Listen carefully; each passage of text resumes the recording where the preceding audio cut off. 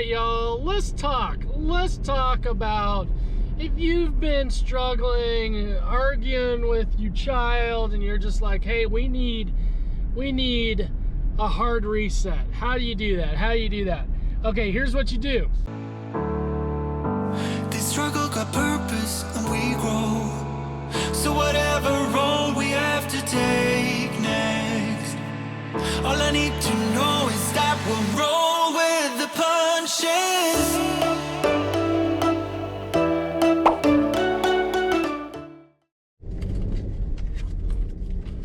Alright, y'all. Here we are. Another day of life. Another day of daily. So blessed, y'all. So blessed to be having another conversation with you. So blessed that we woke up this morning. So blessed to just put mental health out in this world again today, y'all. So blessed. And I have to be honest with you about something. I called in a sleep-in day today, y'all. I called in a sleep-in day. I'm not sure what happened. I don't know if it was I didn't turn on my alarm last night, if I slept past it, but I woke up at 5:30 a.m. and I was like, I don't have enough time to edit. I don't have enough time to edit daily and get it out by the usual 6:30 Central Standard Time edit AM drop. So I just turned over and went back to sleep for a little while, y'all, and got up and got this day started. And we're just gonna drop the daily tonight at 7 p.m. We'll premiere it, and big announcement on that daily. Big announcement, y'all. Big announcement. We announced that Meg accepted our first MWA therapist position. We are so excited to have Meg as part of the MWA gang of therapists, and we love Meg. We love her fun spirit, her kind heart, and we think you're really gonna like her. You're really gonna like her.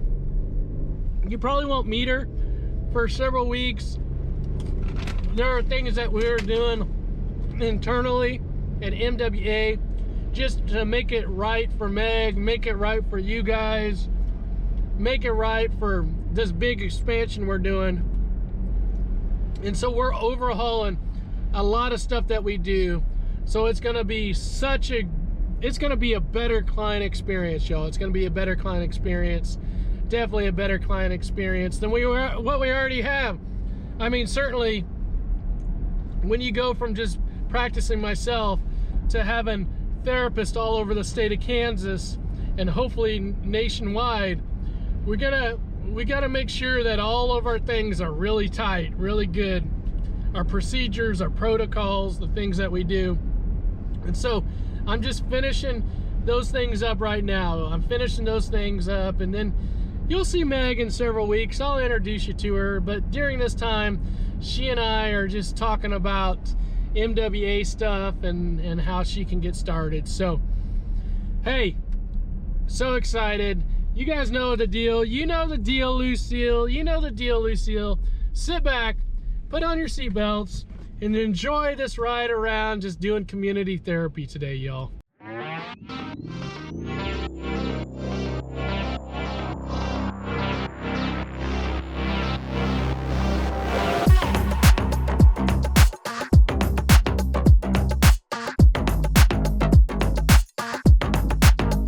I'm not sure if there are any Dot's Pretzel fans out there. My favorite is the Southwest. Southwest, y'all. What's your favorite? What's your favorite? Let me know. Let me know what your favorite is.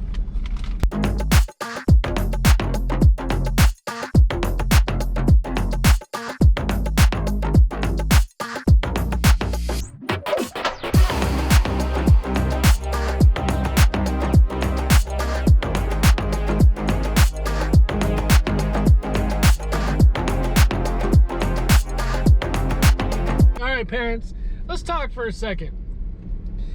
Okay, I talk with parents all the time.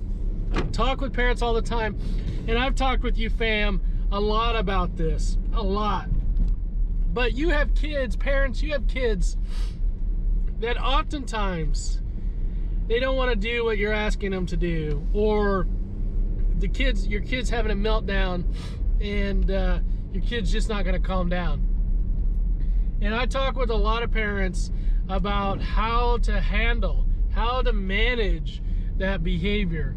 And I think part of managing your kid's behavior as a parent, part of managing that behavior is to manage your own behavior. Obviously, you're a model. You're a model for your child. And so if your behavior is out of control, or your mouth is running like this, right? Then you're modeling that for your kids. So the first thing I always tell parents is that you got to be the example. If you want your kid to do something, is that you got to be the example. And as a therapist, y'all, I will tell you my style is I am very loving, very caring, empathetic, but I also am very direct at times too. I am direct. That wasn't direct. I'm direct at times. Wow.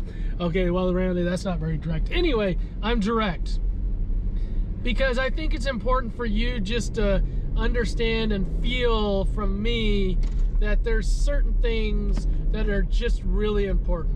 And as a parent, you probably don't think about it when you're in the heat of the moment, but you're modeling. You're basically saying, here's what I want you to do, and then you're not doing it. Okay, so like that's not showing your kid a good example. So the thing I'll talk to parents about is that you're a model. And then what that does is basically that gives your kid the expectation, okay, mom and dad's they're chilling and they're staying emotionally neutral. Okay, so it's not about mom and dad anymore. It's not that I'm negatively reacting to them. It's like I'm doing this on my own. I'm reacting negatively on my own. I'm choosing to act negatively on my own, okay? So parents, the first thing that I'm asking you to do when you're struggling with your child is not to respond in a negative way. You've got to find that place to emotionally regulate, to stay emotionally neutral. And I know that's so difficult for many of you parents. Your way of getting action done or something happening is yelling at them, because that's been reinforced just in the dynamics of your family. Your child won't do something. The only way that they know how to do it is when you raise your voice. That basically gives them a signal that mom or dad says, okay, it is time. We've wasted all this time. We've done all this. Now it's time for you to do that. All right. All right. I'm going to go see this client. And then what we're going to do is we're going to talk about, parents, if you have been fighting with your kid, what's an easy way to get good conversation started? What is an easy way to get that conversation started in a positive way again? We're going to talk about that after this client. All right, y'all?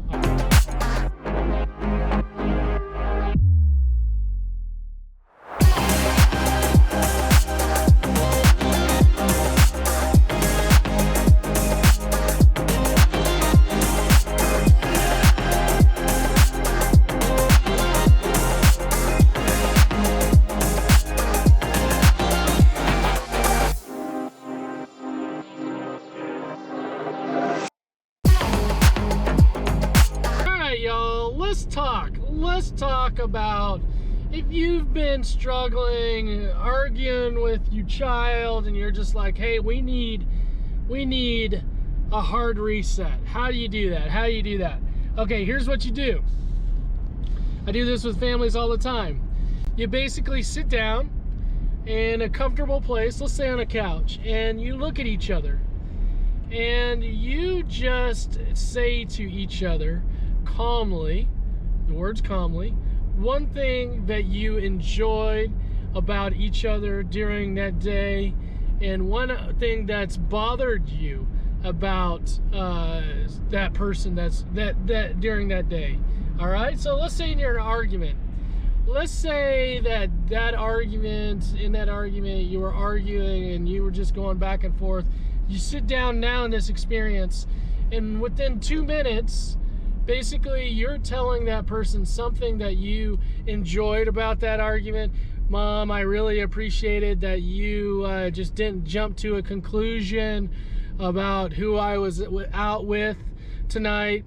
The second, and then the other thing would be something that bothered you. Hey mom, tonight when I went out with my friends, you kept calling me and you didn't believe that I was out with who I said I was out with, right?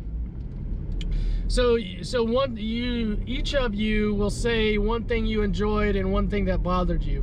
Now the sender says that the recipient, the one that receives the information, does not say anything. They just say, okay, thanks for sharing. Okay, thanks for sharing. Because what I'm trying to do is I'm trying to get the sender of the message to say it in a respectful way, right? In a calm, respectful way. And the receiver to receive whatever the information is to think about the other person and not already have some kind of preconceived idea or already have the response or the rebuttal. Is that they just listen.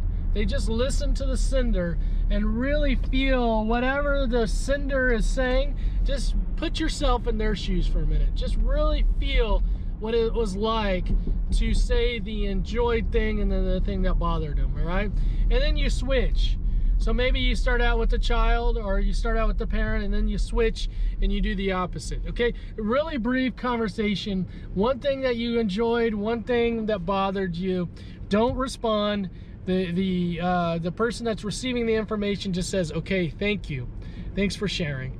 And then you kind of move on from there. Now this would build over time and we can get into those details at a later time, but right now I just want you to practice sending the information in a respectful way and then receiving it in a respectful way, just allowing yourself to receive whatever information that person is sending to you.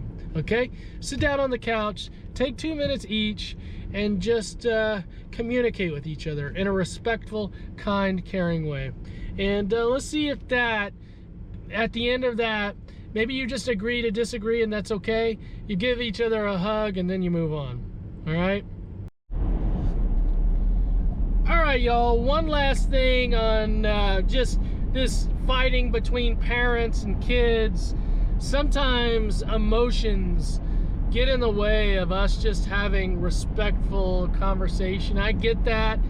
Some of us are better than others in regulating our emotions and being able to communicate our thoughts and feelings in a respectful way. Sometimes we're not able to do that. And so I believe if you're not able to communicate, you're not able to gather your emotions together, right? Basically what you're going to say is you're going to say, hey mom, hey dad, hey son, hey brother, like whomever, like, hey, I need 5 minutes. I need 5 minutes to get myself together. I need 3 minutes. Hey mom, dad, I need 2 minutes. Hey, I need 7 minutes. I want you to say, I need X amount of time to get myself. It'd be very easy for the parents to say, hey, you know, hey, just take 7 minutes. I think that's fine, but I would like it to really come from the person that is emotionally dysregulated, for them to say, hey, this is how much time I need. This is how much time I need to get myself in a good place. Now you take that time for yourself, you use your self-regulation skills, and then you got to come back. When you say this is how much time I need, you got to come back and you got to finish that conversation. You got to repair. You got to repair. Repairing relationships are always so important. Always so important. That there has been some damage through that conversation, things you've said, things you've done. There's been some damage, emotional damage, hopefully not physical damage, but emotional damage that's been done. And you've got to come back and you've got to repair that. You've got to finish that conversation. Even if it is that you agree to disagree, then you got to come back and you got to repair it. So if you say, hey, I need 7 minutes, you come back in 7 minutes. And then again, if you're still not regulated, emotionally regulated, you say, okay, I need 3 more minutes. Okay, then you come back in 3 minutes and you say, okay, I'm ready to talk. Okay, so it's really important that you get yourself in an emotionally regulated place, because emotions will drive a lot of your thoughts. It will drive a lot of your conversation. if you're emotionally dysregulated, and we don't want that. So first step in being able to repair your relationship is to be emotionally regulated, y'all. All right. Okay, I think it's really important. Really important. Sometimes we just have these tough conversations between kids and parents, and that's normal, that's natural for us to have these conversations, but I think it's important that they be done in a respectful, kind, and caring. And in the end, it may not start out as kind and caring and productive, but in the end, we have to get to that place. We have to get to that place where they're kind and caring. All right, y'all. Hey, thanks for watching today. Thanks for watching, and I hope you have a big smile on your face, lots of love in your heart, and see you again tomorrow. On track, now we on way up.